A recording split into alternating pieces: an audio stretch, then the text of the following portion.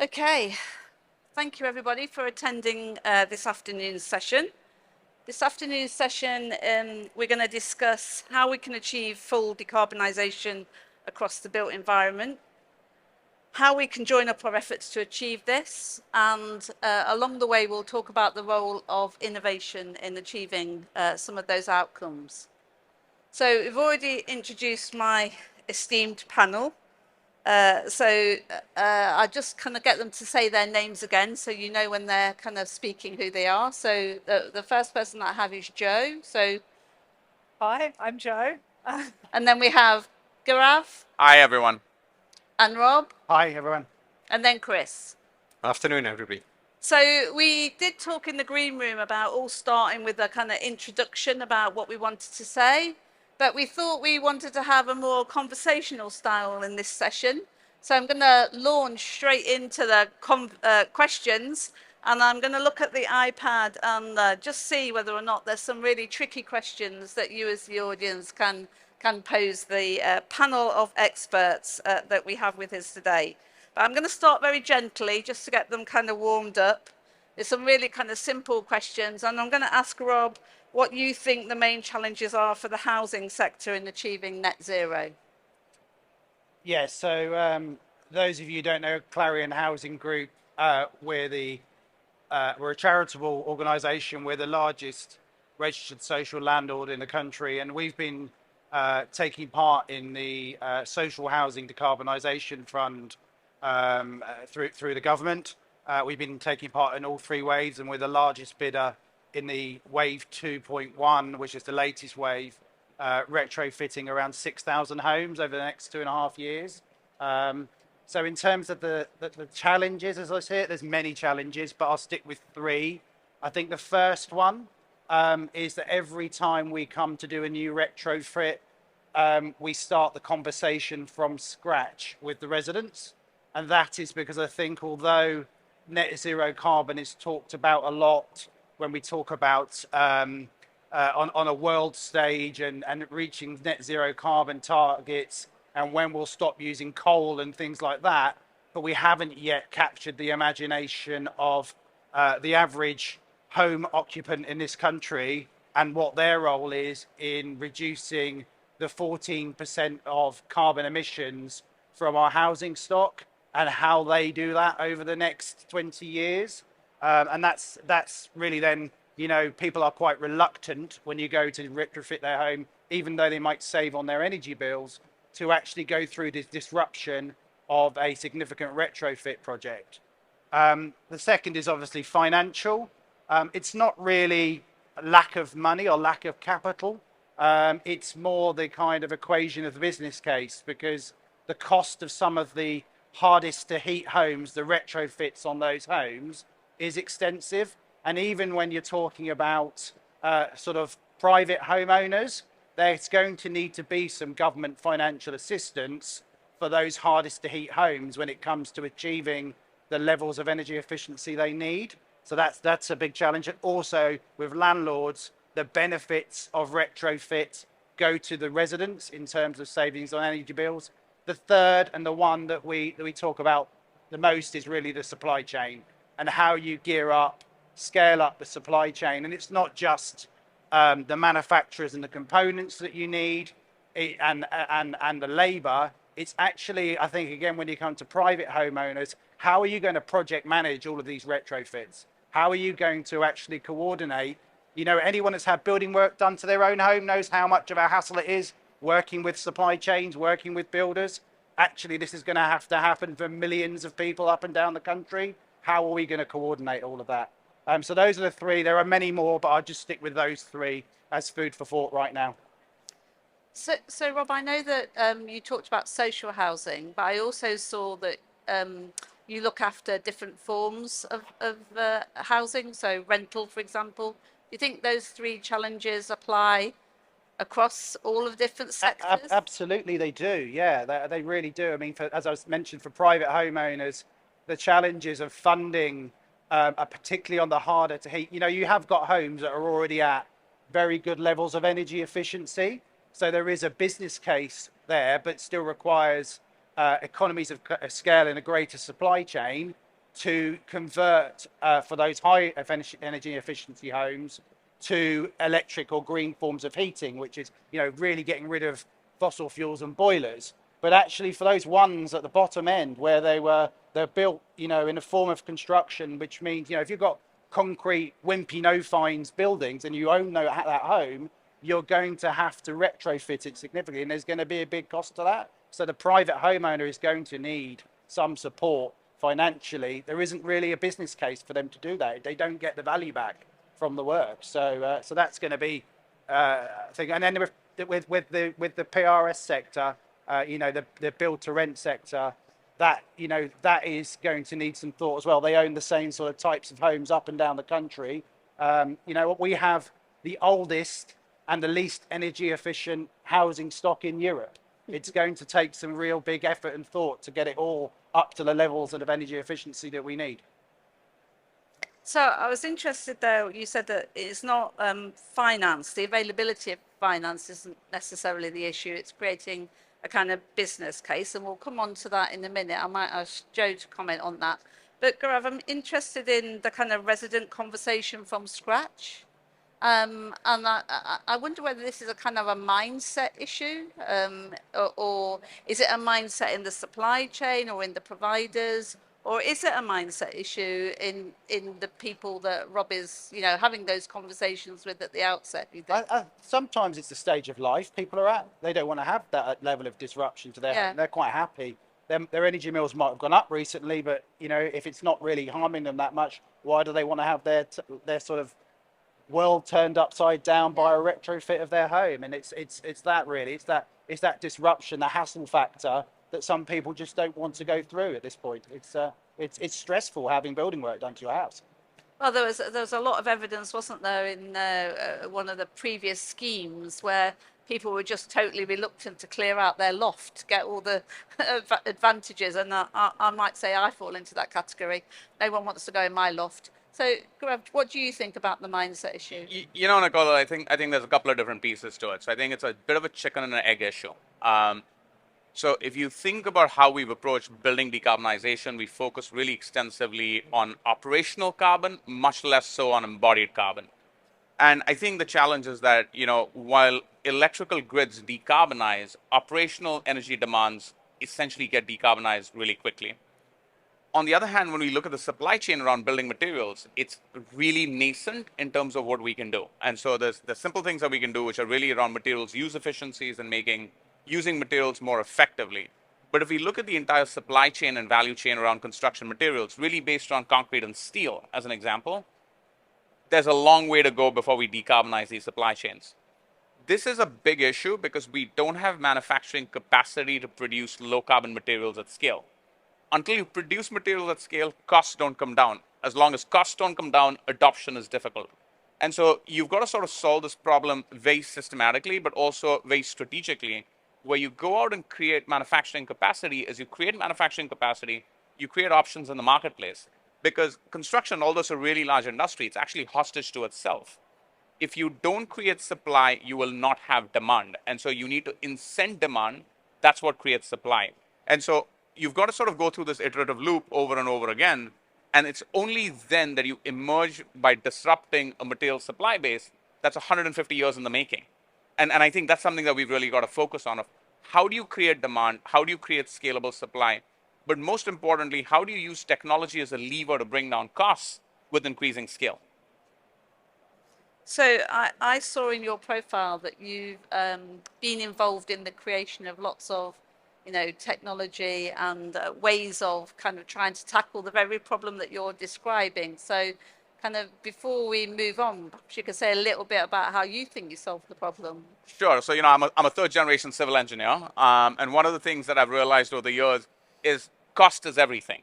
And so when we've thought about innovation, we've really thought about innovation from the perspective of how do you create technology that allows functional equivalence, enormous reductions in carbon footprint, but cost parity.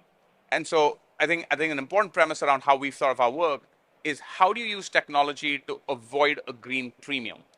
The idea of a green premium simply does not sit well, right? Because what it means is that you need to absorb a higher cost in the midst of doing good. When resources are a plenty, this is okay. When resources are limited, very hard to do. And so as we've thought about this, we've really sort of thought about all of the different touch points in the material supply chain. And, I train to be a cement chemist for whatever it's worth. And really, if you sort of look at the embodied carbon intensity around construction, cement is sort of the elephant in the room. When you think about cement decarbonization, you need to go all the way back up to the cement plant, right? You can sort of play around at the edges with trying to substitute cement with other things. You can play around with trying to do improvements in how you use materials. But fundamentally, you've got to go all the way up the cement supply chain and think about decarbonizing at the cement plant level. Any value you create there by decarbonization all flows downstream. And so we've got to sort of think about our leverage points. And our leverage points really, frankly, there's only about two. We've gone about to create a series of technologies that look at cement, that look at concrete production, and then look at concrete utilization, and try to create solutions at each one of these touch points so that you unify the value chain. Yeah. And I think that's a really important thing to bring about, because any value that you create upstream all flows downstream. Right. So, Chris, I want to come on to you now, really, because I heard you talking about this in the kind of the green room, the difference between sort of embodied carbon and, the creation of new homes. And I wondered whether or not you got a perspective on what Gaurav is saying there, really, and about some of the challenges of the two different things that are going on at the moment in that supply chain in the marketplace. Yeah, sure. Well, I think the first thing is about building some capacity for people to understand that there are a bunch of different issues. And even to notice the difference between operational and embodied carbon. I mean, historically, people have been aware of operational carbon. They've been aware of energy efficiency. All of the big drives from government level on down have been about energy efficiency. Even speaking to senior officials in the European Union a few years ago, they were still very much on the operational energy agenda. And when we started to talk about embodied carbon with them, they were kind of looking back quite blank at it, if I'm honest. And I think, as has already been said, because the grids of the world are decarbonising quite quickly now, the operational energy issues are starting to fall away in comparison over the whole life of a building with the embodied carbon issues. And as has already been said, that's a more difficult nut to crack. Firstly, because it isn't all about the kind of the taking fossil fuels out of their production. It's about the chemical processes that are involved in their production. So these very high temperature projects like steel and concrete and glass, there is the release of carbon directly in chemical form. And that means a lot of additional research has got to go into the construction of the materials. But I think, in a way, the whole conversation starts before that. The conversation starts by, what do you do to avoid the use of materials in the first place? Which takes you into valuing existing buildings. It takes you into not knocking down existing buildings, because you've then got to replace them with something which has got a lot of carbon in. And even if the operational performance of those new buildings is superlative, every time we've looked at it, we've never managed over the life cycle of a building to say you catch up because you put so much embodied carbon back into the new build. So I think a lot of it is understanding these issues, and I think a lot of it is about efficiency. The question of investment and the question of money. I mean, when you think about operational energy, you almost always think about, I'm paying more for some form of device which is more efficient and over a period of time is going to recover the cost. But embodied energy is different. Embodied energy is, if you can drive that down in the first place, you can drive first cost down. And that's actually quite an aha moment for people when they first get that understanding. Because often it's about making decisions, in our case design decisions, about being more efficient with the materials, using less materials. Simple things like reducing spans of structure, reducing spans or size of pieces of glass. Issues of that nature, not making buildings taller and more slender than they need to be, all of which in their day were considered to be fantastic architecture and fantastic feats of engineering. And now people just need to calm down on that agenda and actually do it in the simplest way possible. Okay, really interesting. So don't just do it because you can. Think about the environment.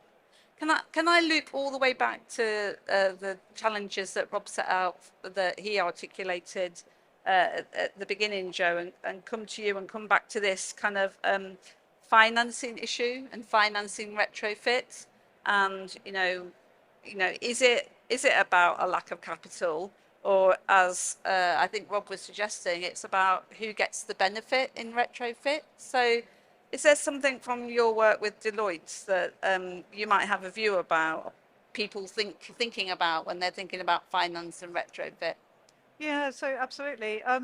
So in Deloitte, I think everybody just thinks of us in terms of only doing finance. But within my team, I sit within a team of asset management, real estate professionals, over 200 of us. And there's also another team of nearly 200 sustainability professionals as well.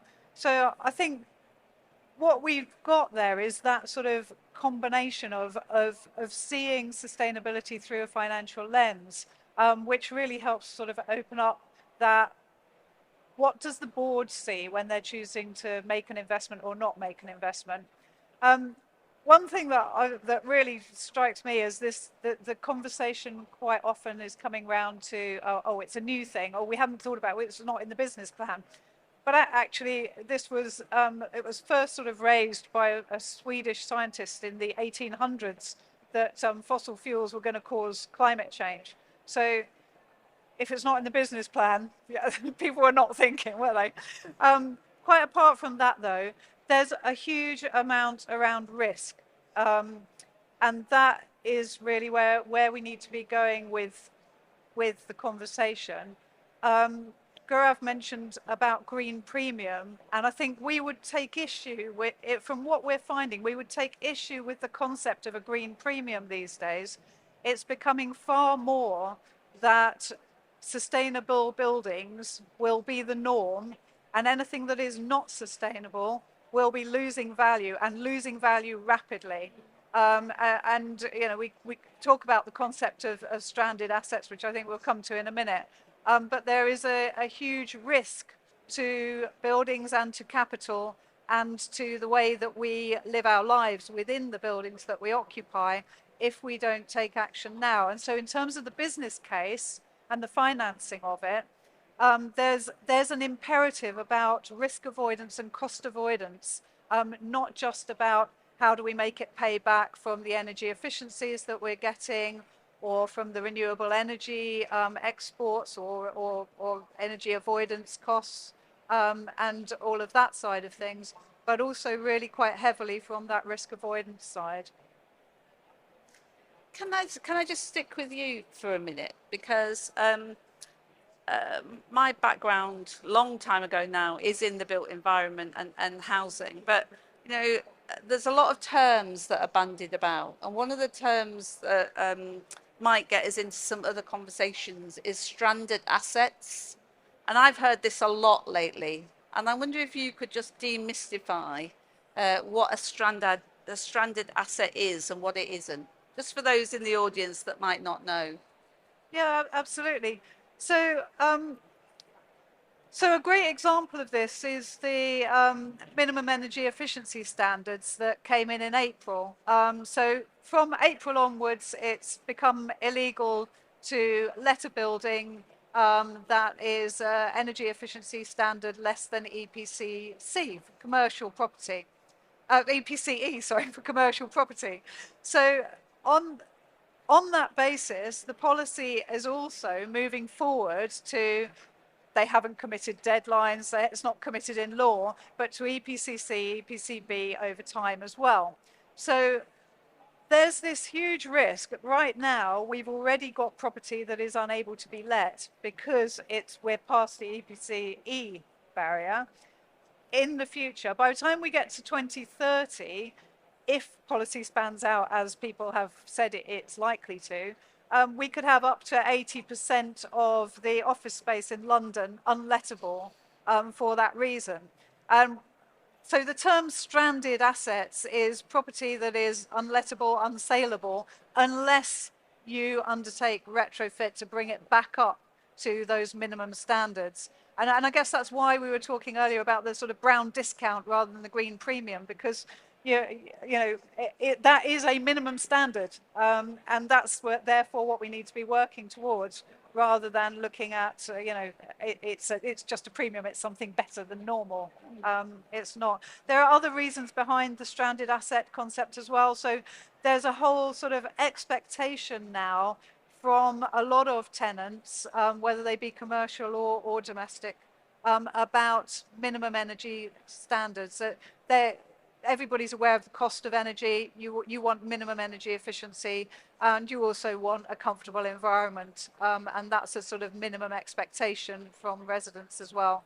And then, of course, you've got the whole climate change issue of, are things actually no longer suitable in the way they were suitable? A lot of property no longer usable because of risk of flooding, or no longer insurable, perhaps. So there are whole tiers of reasons why an asset might become stranded over time, all of which obviously adds to your business case and your imperative to take action as soon as possible. Yeah, and I think that's really the key thing, isn't it, really? What is that kind of bigger plan that stitches all those things together, whether or not it is expectation from the consumer, or it's your kind of managing the risk from your, if you're a large landlord like Rob is with Clarion, and how do you manage all of that? And I wonder, Chris, whether or not that's something you might comment on in terms of kind of the broader planning and kind of like how we're designing, if you like, to make use of both the kind of regulatory, the kind of changing people's kind of mindsets and expectations, and how we're kind of changing the way we design for the future on a city scale. Is there anything that kind of strikes you from what Joe said that might be able to comment on? Yeah, well, I think I have a number of points on that. I mean, from a stranded asset point of view, I think, and you can, in London, these certainly exist, and I think they exist in quite a number of large cities. You know, you can actually see GIS, geographic information system type maps of all of the real estate, and you can see color coded each plot, and you can tell whether it's an A, B, C, D, E, F, G, what level of energy efficiency it's at. And that's because many of them, in one way or another, are now covered by legislation or have had to be traded and other such things.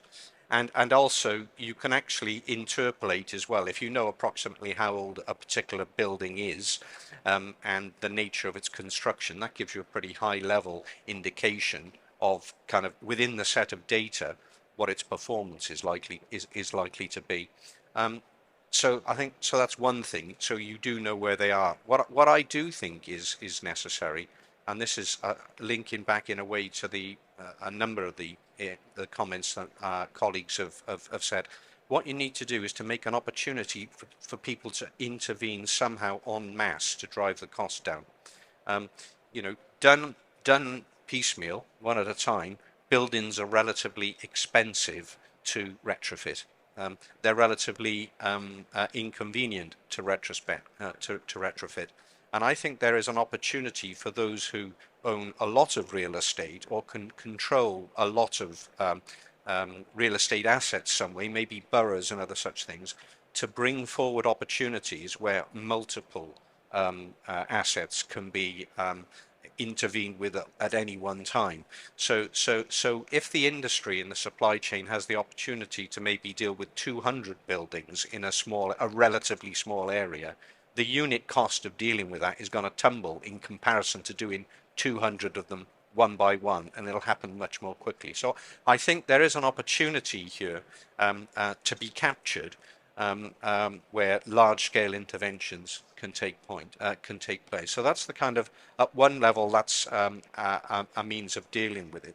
But if I may, one of the other things that we've learned about decarbonisation is there's a lot of hidden carbon that you have to find when you think about it. So we've heard about materials, we've heard about buildings.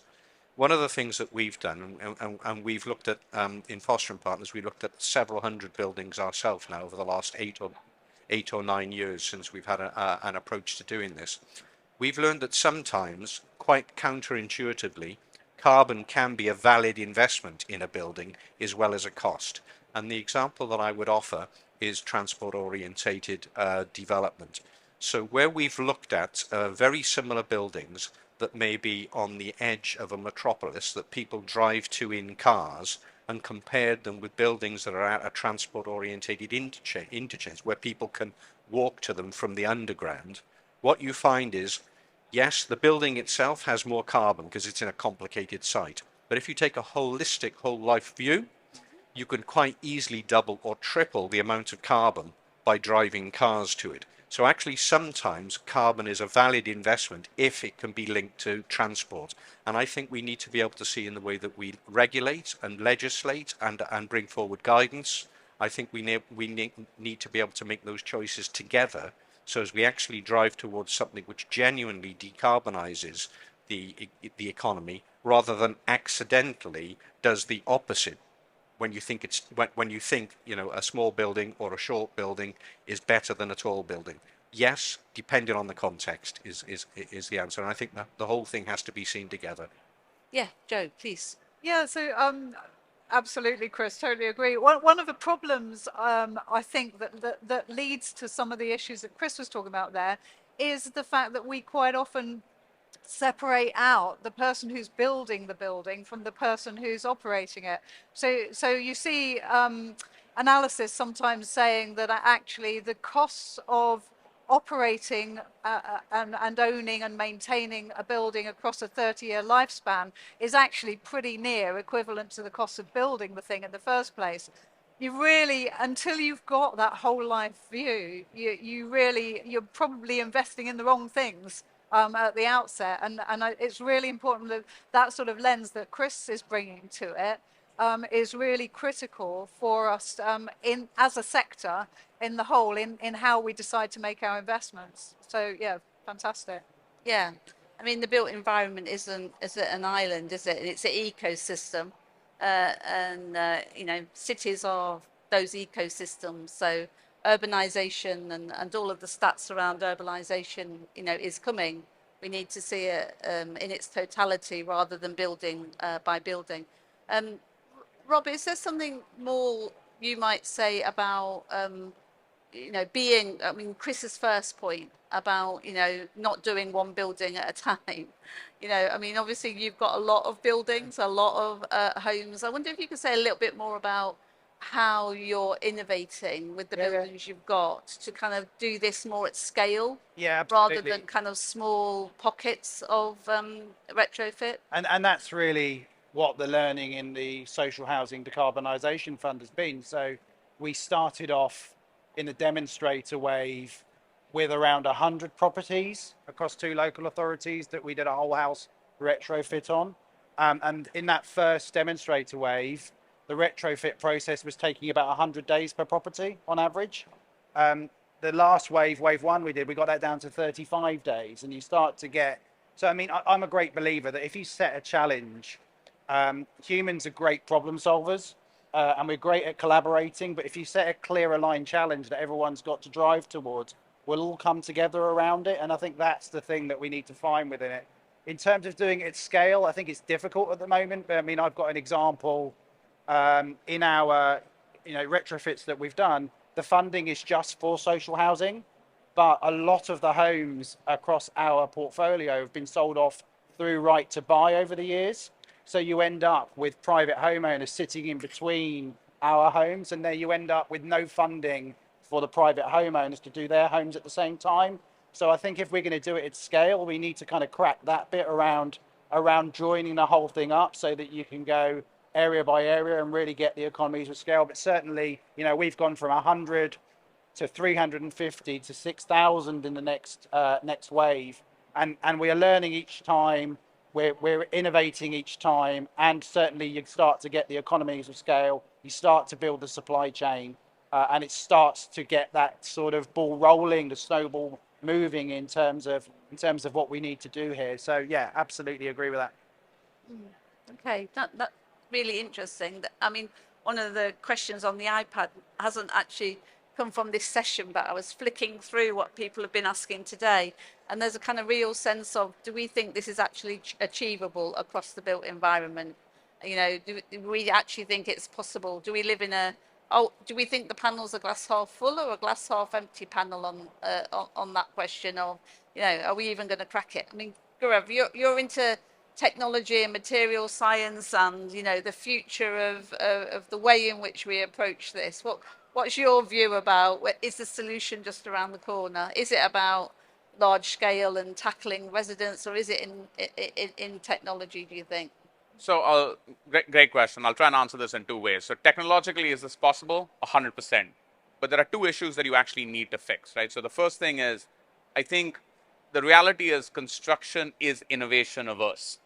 And it's really an industry in which everyone wants to be the first person to be second, which is part of the problem. And then something that Chris touched on, but also Joe touched on, you have a major issue with split incentives. Until the person who builds is either regulated or mandated to reduce embodied carbon intensity, it's hard for them to voluntarily do it because the benefits are reaped by someone else.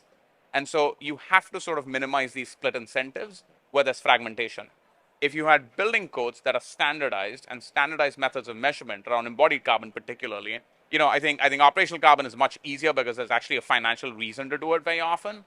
Embodied carbon, you basically need a mandate that you have to reduce your carbon footprint systematically. There's examples of this. So for example, California recently turned into law a standard that requires cement production to be carbon neutral by 2045. So there's a downslope where essentially the cement industry needs to reduce the embodied carbon intensity of cement production by 40% by 2035, and then it needs to go to zero by 2045. This is really important, and I think this is the kind of measures that you need because they go all the way upstream. The challenge is if you do this only at the level of a building code, if there isn't a material supply base that you build around this, you can't actually implement and fulfill the code, and then you end up getting allowances until the material supply base builds up. If you go all the way up the supply chain and say, you know, we're going to do this systematically, where you start at the top of the supply chain and you come down to the bottom where you actually have enforcement happen simultaneously, you can make all of this happen. And then technology plays the role of sort of going back to the first case. Can you do this? The answer is yes. And then systematic deployment brings down cost. And so that's how you go about it. And presumably what you're talking about are global standards as opposed to country standards, or do you think it should just be done? So it's a great point, right? So one of the big issues I think with building codes in general is they are highly disharmonized and they are very local. So you need both national level standards and then you need local standards. But if you think about how you can approach this, you know, in effect, construction in a given region is enforced by a single entity. For example, it's some office in the city of London, which I don't know. But I know, for example, in Los Angeles, it would be the buildings department. And so once you set this about, the moment you send in a plan which says, I want to go build this building or I want to do this kind of retrofit, it immediately lays out what are the criteria that you need to meet from a life safety perspective. And in California, we care about earthquakes, so about earthquake safety, but also about embodied carbon footprint. And then you go after those simultaneously and together, where until you fulfill those standards, you don't get a building permit. And that's a really effective way of doing it. And you know, I don't want to say that the reality is all based on sort of the stick, but the stick is just as important as the carrot. I can see you nodding, Joe. You clearly agree with Gaurav? I love that whole concept. Part Z of the building regs, I think, is the campaign over here to bring in that embodied carbon regulation, and that's absolutely.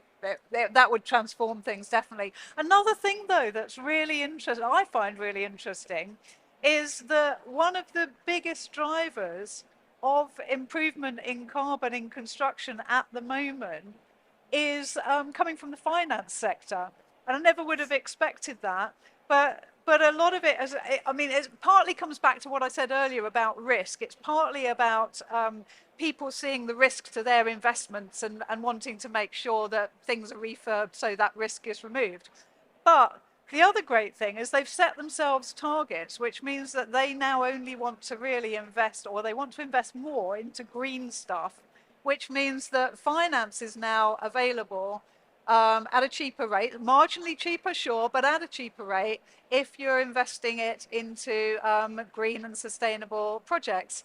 And that's absolutely brilliant because it is actually changing a slant in people's thinking about how they use their capital and how they fund their projects, and also which projects they buy into.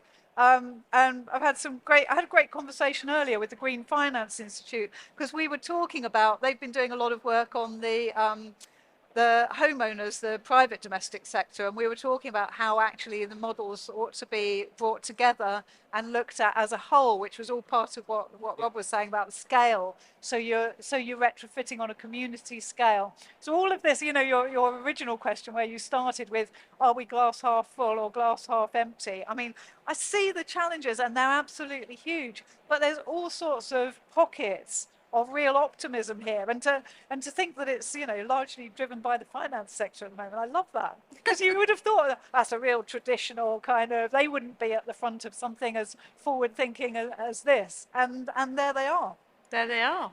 I can see you nodding away, Rob, but I'm going to ask you slightly, it's related to what both Gaurav and Joe are just saying, but linking it to the way in which we're incentivizing in the UK. So the recent social decarbonisation fund. I mean, do you think that the criteria for the success of getting funding through that route bears any relation to what Gaurav and Joe are just saying? Yes. What's been your experience? Is Yes. that driving genuine change? Definitely is. I think it's difficult at the moment with the economics of the UK and the fact that everyone's quite constrained by inflationary pressures and interest rate rises, which has kind of constrained, I think, the uptake in that program. Although it was they got all the money away. The 800 million did get spent and did get gifted out as in grants, so that was good to see. But no, there's definitely the ambition there. I think what is different in our residential sector is our sort of energy efficiency targets are soft. So they're soft for 2030 and soft for 2035. And I think, that's possibly why it hasn't really captured the imagination of homeowners up and down the country, and why they haven't really fully invested in it yet. It doesn't really seem to affect their investments. If you look at, we're coming back to stranded assets. If you look at property in the UK is primarily valued by location. Location is the biggest driver of value still in the UK. So if you look at assets that are listed in conservation areas, they're still highly valued, prized assets, but they're going to be very difficult to retrofit in the future. If lenders suddenly change their criteria around mortgage availability for those types of homes in the future, it will affect the value. But that hasn't kind of come to fruition because there isn't any kind of hard target out around that sort of area at this point in time. I don't think the government quite want to go there yet, but at some point they are going to have to go there, and I think it will make a difference. In terms of our funding, we're funded mainly through bonds, long-term bonds, and our funding is very much now impact investors, ESG.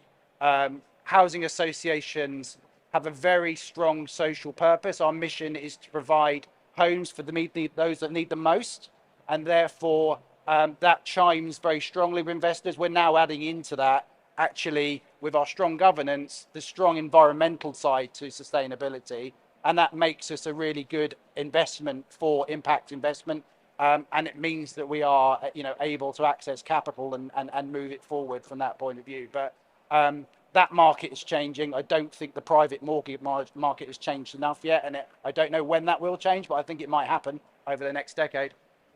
Yeah, it's back to your point earlier, Joe. That's a risky transition, isn't it? Really, there's kind of changing something as fundamental as what creates value. I saw you nodding, Chris. I can't quite see whether you're nodding in agreement or you're looking to say something to build on Rob's point. Well, yeah, I think from the perspective of what we see, most of our work is essentially one way or another, either for the private sector or maybe funded by sovereign money or something. It's So it's in a different kind of, the money comes from a different place and it has a different source. But we definitely have, we have projects which have been funded by our clients through green bonds, and that has been the case going back to, well, for probably now 11 or 12 years. And some of them are in their second or third bond issue. So that has been happening. The other thing that we've actually started to see now is our clients being interested in sustainability linked loans. And I think they're interested in it for two reasons. As Joe said, they're a bit cheaper, but they really are only marginally cheaper. It's not really, people are not seeking sustainability linked loans, I think primarily because they want cheaper money. Why I think they're seeking it is because it gives their investment probity. What it means is they're not talking greenwash. They're going to be held to account by the whoever has given them the loan. There are going to be measurement criteria. There are going to be KPIs that they're going to have to develop. They're going to have to show at different points in their financial cycle. So as they can go to their investors, maybe they can go to equity investors or something, and they can say, look, here's my debt. It's got a sustainability linked loan, and that gives people an understanding of the nature of the investment that they're involved in. It gives an understanding of the worthiness. And it means that people can't talk, it's greenwash has gone out of the window. So I think that's really a kind of quite important element is to see. Okay, thank you. That's really helpful. But we've got just over 3 minutes left, so not quite a minute each. I'm going to give each one of you the opportunity to identify the single biggest barrier to decarbonising the built environment. So start with you, Joe. Can I only pick one? Yeah. Oh. And you can't pick the same one. Oh, well, I suppose. So you can go first. I've got the benefit of going first. Okay, I'm gonna pick. We've talked about a lot of them already, but I'm gonna pick on something that I think Rob touched on earlier, which right now. So I've only recently come out of delivering retrofit myself, and I would say the biggest challenge that I found was actually in physically delivering it was the supply chain.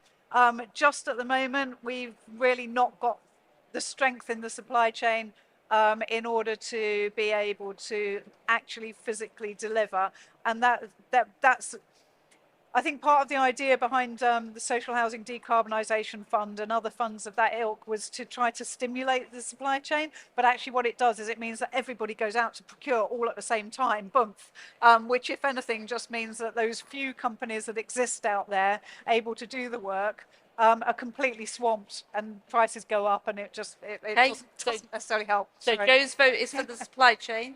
Rav, what do you think is the biggest challenge? So I'll flip this and answer this as follows. About 60 to 70% of all purchasing of things like cement and steel is done by governments, national, federal, state, municipal.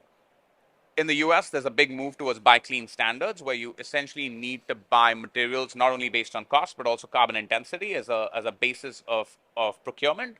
I think this is actually the biggest lever that we have. Getting governments to in place standards that really focus on embodied carbon reductions is the quickest way that you can actually get the industry at large to move, not simply the private sector acting on its own. Okay, so procurement, the solution.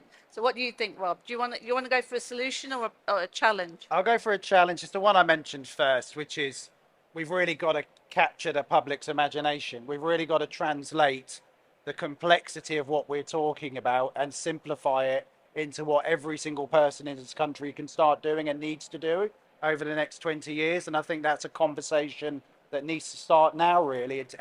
It's too much a conversation with the experts at this point in time. Actually, outside of this room, the average homeowner in this country is oblivious to this. And actually, we need to start educating and getting people to understand what's going to happen and what they need to do. And so for me, that is the greatest challenge we've got as a nation for the next few years. Brilliant, thank you. Okay, Chris, so you've got 45 seconds. Come on, bring us banging on time. Yeah, thank you. I come from the point of view that I think governments set the rules by which everybody plays. So I think we need really solid, well thought out government policy which looks at the whole life cycle of the assets and speaks to those. And if that is good legislation, then I think you'll get innovation from all of those involved, the private sector or homeowners within that legislation. But I think the legislative framework needs to be innovative. That's absolutely brilliant. Thank you very much. So thank you, everybody. Thank you for your attention this afternoon. And can we thank our expert panel in the normal way?